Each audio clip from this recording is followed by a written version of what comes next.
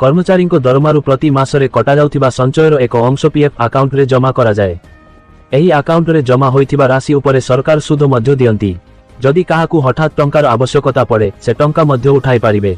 PF टंका उठाइबा पाई record रे कर्मचारी को आधार पैन एवं बैंक विवरणी भली सूचना अपडेट करबा आवश्यक। अनेक समय रे लोकंको आधार कार्ड सेमानंको मोबाइल नंबर सहित लिंक होई नथाए, जहा जोगु ऑनलाइन जांच रे समस्या देखा दिए। एपरी परिस्थिति रे आपण पीएफ टंका उठाई पारिबेनी जदि आपणकर आधार कार्ड मोबाइल नंबर सहित लिंक होई नथाए। एथिपाई चिंता करिबार आवश्यकता नाही। एथिपाई आपण किछि सहज उपाय रे टंका उठाई पारिबे। जदि मोबाइल नंबर आधार सहित लिंक होई नथाए तेबे कोन करिवे? जदि आपणकर मोबाइल नंबर आधार सहित लिंक होई नथाए सर्वप्रथमे एहाकू अपडेट करबा आवश्यक। एथिपाई आपणकू निकटस्थ आधार सेवा केंद्र को जिबाकू पड़िबो। सेठारे आपणकू आधार अपडेट फॉर्म पूरण करिबाकू पड़िबो।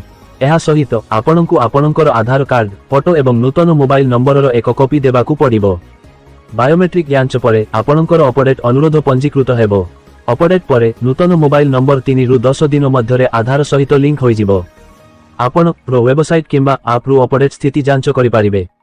मोबाइल नंबर लिंक हेबा परे आपण पोर्टल रे लॉग इन करी सहजरे ऑनलाइन रे दाबी करि पारिबे।